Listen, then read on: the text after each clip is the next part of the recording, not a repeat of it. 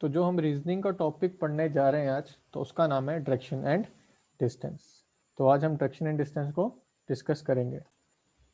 Direction and distance में हमारे जो मेन डायरेक्शंस हैं, सबसे पहले वो चार डायरेक्शंस हैं। सबसे पहले हमारी आती है नॉर्थ डायरेक्शन। तो नॉर्थ डायरेक्शन ये होती है हमारी नॉर्थ डायरेक्शन। नॉर्थ के बाद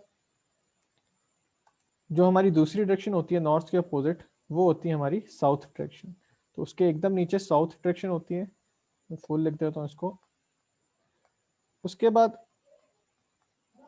नॉर्थ के राइट में एकदम ये वाला पूरा राइट, तो होती है नॉर्थ के राइट में हमने ईस्ट डायरेक्शन लेते हैं, और नॉर्थ के लेफ्ट में हम वेस्ट डायरेक्शन लेते हैं। तो ये हमारी मेन चार डायरेक्शन हैं। लेकिन जो ये बाकी चार हैं, ये और ये, तो इन्हें क्या कहते हैं? जो नॉर्थ और ईस्ट में पड़ती है, जितनी भी डायरेक्शन यहाँ से लेकर यहाँ तक नॉर्थ और ईस्ट में पड़ती है, तो उसे हम नॉर्थ ईस्ट कहते हैं।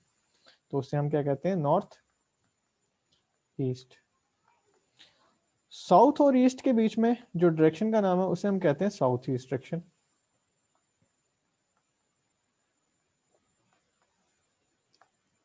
साउथ और वेस्ट के बीच में जो डायरेक्शन है उसे हम कहते हैं साउथ वेस्ट डायरेक्शन।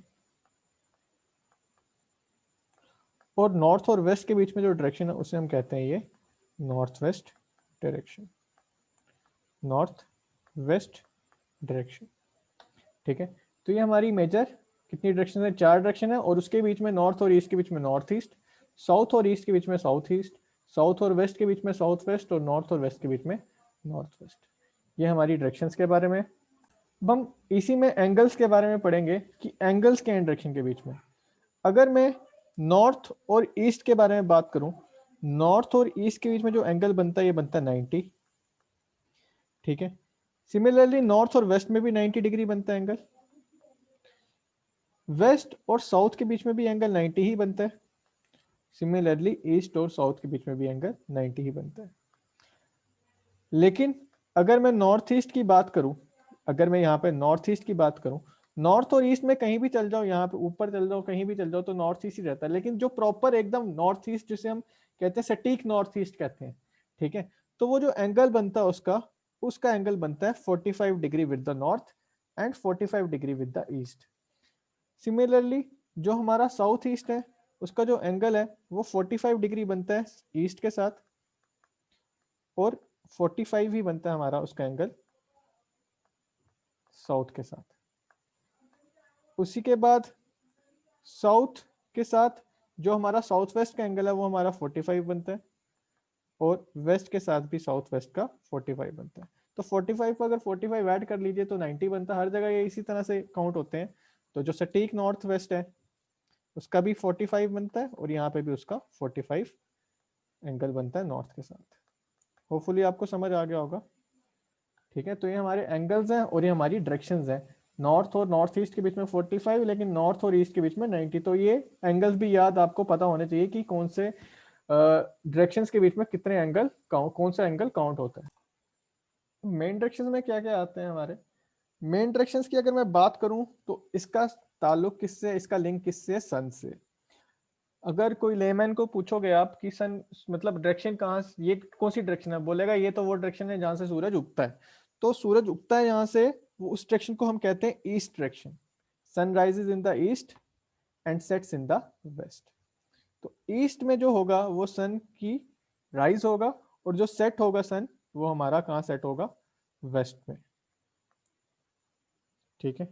जो हमारा सनराइज है वो हमारा ईस्ट में होता है, और जो सनसेट है वो हमारा वेस्ट में होता है। तो इतनी बात याद रखना, वेस्ट डायरेक्शन है, जो हमारा ईस्ट में होगा, ईस्ट में क्या होगा? सनराइज होगा, और वेस्ट में हमारा सन सेट होगा,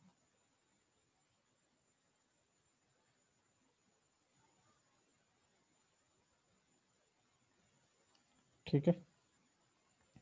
तो इसी के हिसाब से हमने उस चार डायरेक्शन भी ले सकते हैं कि सनराइज अगर ईस्ट में है तो सनराइज के जो ईस्ट के लेफ्ट में नॉर्थ होता है, जैसे नॉर्थ के राइट में ईस्ट था तो ईस्ट के लेफ्ट में हम नॉर्थ को ले सकते हैं। तो इसी तरह अगर ईस्ट यहाँ पे आ रहा है तो ईस्ट अगर इस साइड है, जैसे आप देख सकते हैं इस साइड है ईस्ट, तो इसका राइट होगा वो नीचे होगा, जो इसका लेफ्ट होगा वो ऊपर होगा। तो इसी हिसाब से ऊपर को हम नॉर्थ ले सकते हैं और नीचे को हम साउथ ले सकते हैं। ये नॉर्थ, साउथ, ईस्ट और वेस्ट। होपफुली आपको ये मेन 4 डायरेक्शंस भी इसी हिसाब से समझ आ गई होंगी कि सन के राइज और सन के सेट से हम 4 डायरेक्शंस कैसे लेते हैं। ठीक है, अब हम शॉर्टेस्ट डिस्टेंस के बारे में पढ़ेंगे। शॉर्टेस्ट डिस्टेंस क्या होता है कि अगर हमें शॉर्टेस्ट डिस्टेंस निकालना हो दो डायरेक्शंस के बीच में, फॉर एग्जांपल ये हमारी दो डायरेक्शंस हैं, कोई भी हो सकती हैं। तो अगर इनके बीच में एंगल 90 डिग्री है, इनके बीच में अगर एंगल 90 डिग्री है, फॉर एग्जांपल नॉर्थ और ईस्ट ही ले लो, या नॉर्थ ईस्ट और साउथ ही ले लो, कोई भी हो सकती है। तो इसके बीच में जो शॉर्टेस्ट डिस्टेंस होगा, तो ये जो ए बी और सी जो है, जो ए सी है, इसे हम शॉर्टेस्ट डिस्टेंस कहते हैं, शॉर्टेस्ट डिस्टेंस। ये आपने पहले थ्योरम पढ़ी भी हो सकती है। इस थ्योरम का नाम है, जो हम शॉर्टेस्ट डिस्टेंस है वो हम पाइथागोरस थ्योरम से निकालते हैं, पाइथागोरस थ्योरम। पाइथागोरस थ्योरम को आपने पहले पढ़ी भी हो सकती है। तो पाइथागोरस थ्योरम क्या कहता है? पाइथागोरस थ्योरम कहता है जो ए बी है हमारा, वो परपेंडिकुलर है, या परपेंडिकुलर हम कह सकते हैं, या तो इसको हम हाइट कह सकते हैं, और जो हमारा बी सी है उसे हम बेस कहते हैं। तो पाइथागोरस थ्योरम कहता है, और जो हमने शॉर्टेस्ट डिस्टेंस लिया, इसको हम हाइपोटेन्यूज कहते हैं पाइथागोरस थ्योरम के हिसाब से, हाइपोटेन्यूज। तो पाइथागोरस थ्योरम कहता है हाइपोटेन्यूज का स्क्वायर यानी AC का square is equal to perpendicular का स्क्वायर यानी AB का स्क्वायर प्लस बेस का स्क्वायर यानी BC का स्क्वायर।